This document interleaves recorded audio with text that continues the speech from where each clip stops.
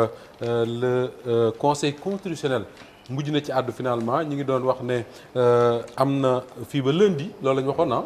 8 jours mais àggalu ko 8 jours defe naa ci ñetti fan la ko dóor mu daanu les 7 sages léegi la décision bi nga xam ne rendre nañ ko la bëggoon Pape ñu taxaw tuuti pour expliquer Sénégalais yi lan mooy dëgg-dëgg contenu ak signification wu décision boobu la. jërëjëf Moustapha loolu am na solo parce que mbir mi compliqué na compliqué wul.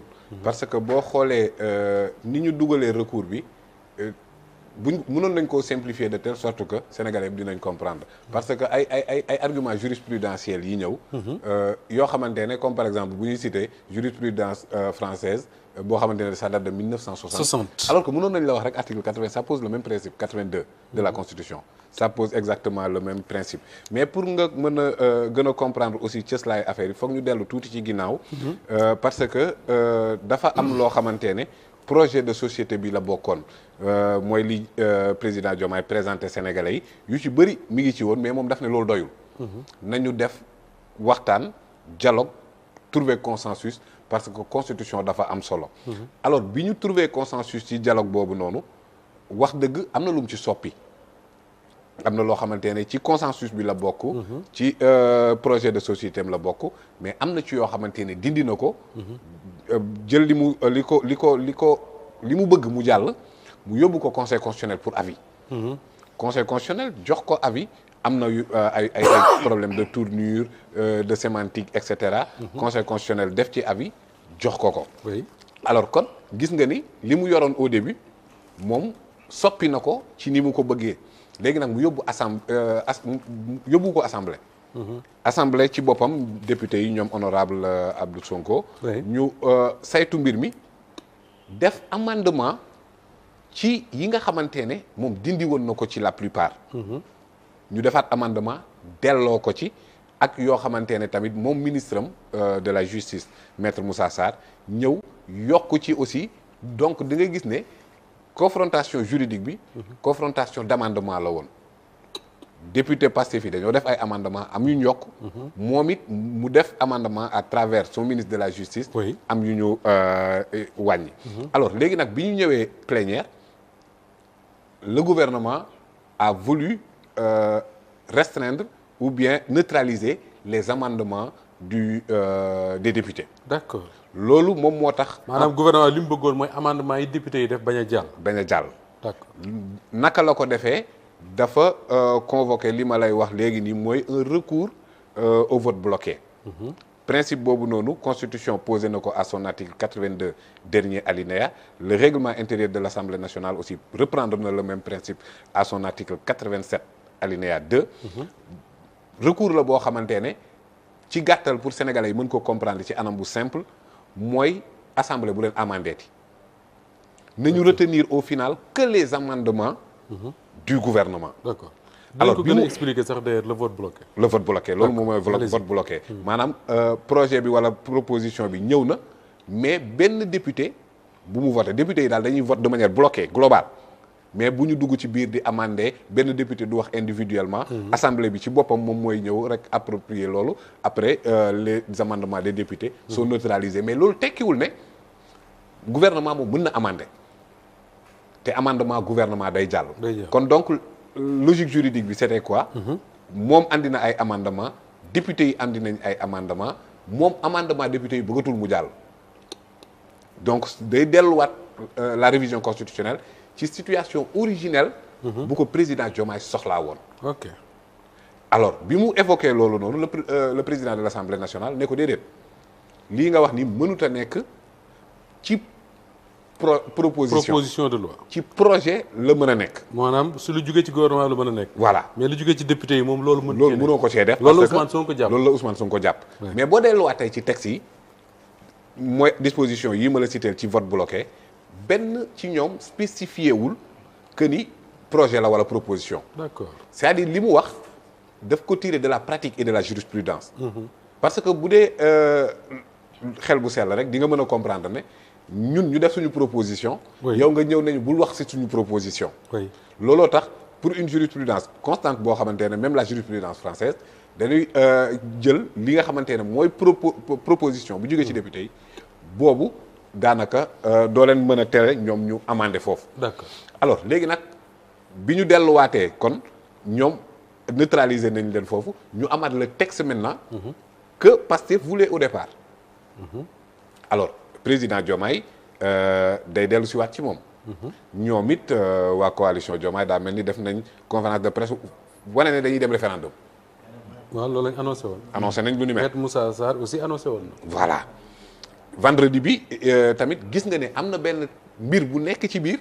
boo xamante ne annoncé nañ ko ce vendredi mooy que président warul jiite parti politique wala coalition. oui mais teewul vendredi passé gis nga ne ci lañ annoncé maire yi que ne dina créer parti daf koy jiite wala du ko jiite leneen la. bu fekk nañu voté texte bi ba pare. boobu voté nañ ko ba mu nekk ci moom. ba mu nekk ci loxoom. mu war a yor cëggali guuyam war na ne dañuy dem référendum wala da koy delloowaat assemblée. kon boobu xam na ne texte bi mu téye jàllagul. parce que moom am na délai bu koy may mu saisir conseil constitutionnel. d'accord donc kon da nga doon jàpp ne kon moom soit da ko doon approuvé. wala mu ne peuple bi décidé leen ca la ko yóbbee nag assemblée. mais conseil constitutionnel du moins. mais bi ñuy dugal conseil constitutionnel daanaka ay considération de forme. maanaam ci ni mbir mi demee. ni mbir mi demee. li ñuy woowee procédure. waa kay. donc conseil constitutionnel moom duggul ci affaire fond. ankañ mais argument yi mu joxe. argument yi président joxe parce que ñoom keroog coalition Diomaye ki fi toogoon nee na deux problèmes rek lañ d'accordul. mooy l'avocat la maître Ali. nee na deux points la ñu d'accordul ci révision bi nekk en cours. kon mën nga saisir constitutionnel. deux recours partiels maanaam deux yi ñu d'accordul. waaw mënoon nañ ko ñoom mënoon nañ ko président mënoon na ko mais deful loolu. procédure bi la attaqué. globalement tout la attaqué. conseil constitutionnel ñëw tamit sur la forme. njëkk a évoqué le recours là au vote bloqué. kon xam nga recours au vote bloqué maître Moussa Sarr moo ko fa évoqué. oui donc bu dee loolu moo tax conseil constitutionnel tamit effectivement mu jël article 82 bi ne recours vote bloqué boobu noonu dafa waroon a wéy. kon donc moom moo créé l'incident de l'invalidation. oui parce que moom moo évoqué le recours au vote bloqué. benn donc ñaareel ba ñu ne ci décision conseil constitutionnel. que ni li ngeen fi dugal. dafa am yoo xamante ne dafa am incident financier. te bu amee incident. dafa xaalis boo xam ne day yokk budget bi wala yu demee noonu. c'est ça d'accord te bu amee loolu yéen da ngeen war règlement intérieur wax na leen ko constitution wax leen ko da ngeen ci war a dugalaale fi ngeen di jëlee koppar googu. alors ci yan la sukkandiku ñaar la cour constitutionnelle. oui bi war a remplacer le conseil. bi war a remplacer le conseil constitutionnel moo tax ma naan le conseil est saisi de sa propre dissolution aussi. oui loolu aussi lu jar a bàyyi xel. voilà parce que su fekkoon ne texte bi jàll na le conseil ci bopp day valider sa disparition moom. exactement. oui alors léegi mu ne loolu day am incidence financière et pourtant ça a été précisé à l'Assemblée nationale même nombre de juges yi la ñuy garder. même salaire même privilège. seen locaux yeeg dara changé wul. ils ont insisté sur ça. ok donc parce que njëkkoon nañu wax ne day dem 9. après ñu dellu si waat à l'orthodoxie donc 7 daanaka compétence yi. fonctionnement am organisation. tour bi cour loolu mooy. soppeeku d'accord incident financier donc sur la cour ak sur lan. CENI bi d'accord. ñu ne CENI benn organe la bu nar a organiser élection yi ak indépendance financière bi mu war a am ak yooyu yëpp. dafa amaale charge yoo xamante te yooyu noonu aspect yooyu ñaar yooyu président d'accord na ci et ça fait l'objet de consensus au dialogue. oui mais en réalité CENI boo ko créé dina am incidence financière quand même parce que la CENI c'est beaucoup de moyens. bon la DGE ce sont des moyens. oui mais li DGE yor rek mënul dundal CENI. pourquoi parce que organise.